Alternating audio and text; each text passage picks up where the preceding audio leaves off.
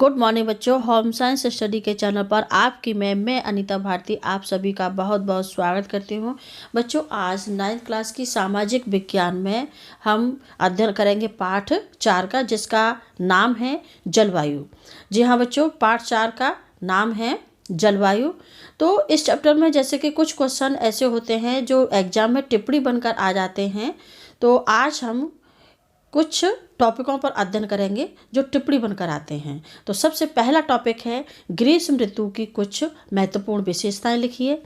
दूसरा टॉपिक है क्वार की उमस और तीसरा टॉपिक है मानसून से आप क्या समझते हैं। तो चलिए बच्चों स्टार्ट करते हैं। सबसे पहला टॉपिक ग्रीष्म ऋतु की कुछ महत्वपूर्ण विशेषताएं।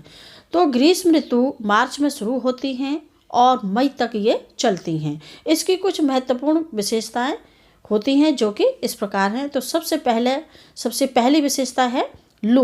तो लू बच्चों उसको कहते हैं जो ग्रीष्म ऋतु में गर्म हवा के रूप में चलती हैं, तो उसे क्या कहते हैं? लू कहते हैं। तो देखिए, ये धूल भरी गर्म एवं शुष्क हवाएं होती हैं जो कि दिन के समय देश के उत्तर एवं उत्तर पश्चिमी क्षेत्रों में चलती हैं। कभी कभी ये देर शाम तक जारी रहती हैं।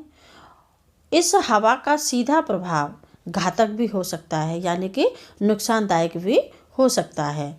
अगली जो विशेषता है ग्रीष्म ऋतु की, वो है धूल भरी आंधियाँ। तो बच्चों, ये धूल भरी जो आंधियाँ होती हैं वो उत्तरी भारत में मई के महीने के दौरान, यानी कि मई के महीने में सामान्यतः धूल भरी आंधियाँ चलती हैं। ये आंधियाँ अस्थायी रूप से आराम पहुंचाती हैं क्योंकि ये तापमान को गिरा देती हैं और अपने साथ ठंडी समीर यानी कि ठंडी हवा एवं हल्की वर्षा लेकर आती हैं। अच्छा, अगली जो विशेषता है इसकी, वो है गरज वाली मूसलाधार बारिश। तो ग्रीष्म ऋतु के दौरान, यानी कि ग्रीष्म ऋतु के समय मौसम में कभी कभी तीव्र हवाओं के साथ गरज वाली मूसलाधार वर्षा भी होती है। यानी जो बादल गरजते हैं और एकदम से बारिश आ जाती है, बहुत तेज़ बारिश आ जाती है ना, बिजली चमकती है। तो इसके साथ प्राय हिमवृष्टि भी होती है, यानी कि जो ओले पड़ते हैं ना, वो उसको बोलते हैं हिमवृष्टि भी पड़ती है। हिम माने बर्फ और वृष्टि माने गिरना, है ना। तो इस बर्फ भी जो बर्फ होती है ना, जो वो ओले के रूप में नीचे पड़ती है। तो ये तो था बच्चों ग्रीष्म ऋतु की कुछ विशेषताएं। तो अब दूसरा टॉपिक जो लेते हैं, जो कि टिप्पणी बन के आ जाता है, वो है क्वार की उमस। तो क्वार की उमस बच्चों क्या होती है?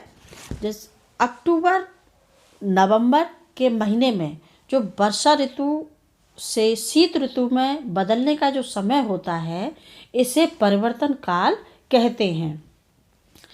इसमें मानसून की वापसी के कारण आसमान साफ होने से तापमान में बढ़ोतरी हो जाती है, यानी कि तापमान बढ़ने लगता है। दिन का जो तापमान होता है वो ऊंचा उठ जाता है, यानी कि ऊपर ज़्यादा हो जाता है, और रातें क्या होती हैं? ठंडी एवं सुहावनी हो जाती हैं। यानी रात का जो टेम्परेचर है, तापमान है, वो गिर जाता है। अच्छा, अगला है स्थल अभी आर्द्र यानी कि नम होता है। जो स्थल होता है यानी कि जो नीचे का जो हमारा भूमंडल होता है वो हमारा क्या क्या होता है? नम होता है ना। अगला जो बिंदु है वो है उच्च तापमान और ऊर्ध्वाधर धाराएं, यानी कि बाष्पीकरण के कारण दिन असहनीय हो जाते हैं। इस अवस्था को ही हम क्या कहते हैं? क्वार की उमस कहते हैं। अच्छा, ये तो हो गया क्वार की उमस से आप क्या समझते हैं, जो कि टिप्पणी के रूप में ये प्रश्न आ जाता है। अगला प्रश्न है मानसून से आप क्या समझते हैं। तो बच्चों, मानसून शब्द की उत्पत्ति अरबी भाषा के शब्द मौसम से हुई है। मौसम का शाब्दिक अर्थ है ऋतु। क्या होता है? मौसम का शाब्दिक अर्थ क्या होता है? ऋतु। इस तरह मानसून का अभिप्राय यानी कि मानसून का अर्थ ऐसी ऋतु से है जिसमें पवनों की दिशा पूरी तरह से उलट जाती है, यानी कि बदल जाती है। मौसम वैज्ञानिकों के द्वारा मानसून की परिभाषा कुछ इस तरह से दी है, जैसे शुष्क गर्म वायु को पूरी तरह से हटाकर विषुवतीय समुद्री वायु का स्थल भाग और सागरीय क्षेत्रों में 3 से लेकर 5 किलोमीटर की ऊंचाई तक फैल जाता है। तो बच्चों, ये तो था मानसून का अर्थ। तो बच्चों, मेरा ये वीडियो आपको कैसा लगा? अच्छा लगा तो लाइक करें और मेरे चैनल को सब्सक्राइब ज़रूर करें। धन्यवाद।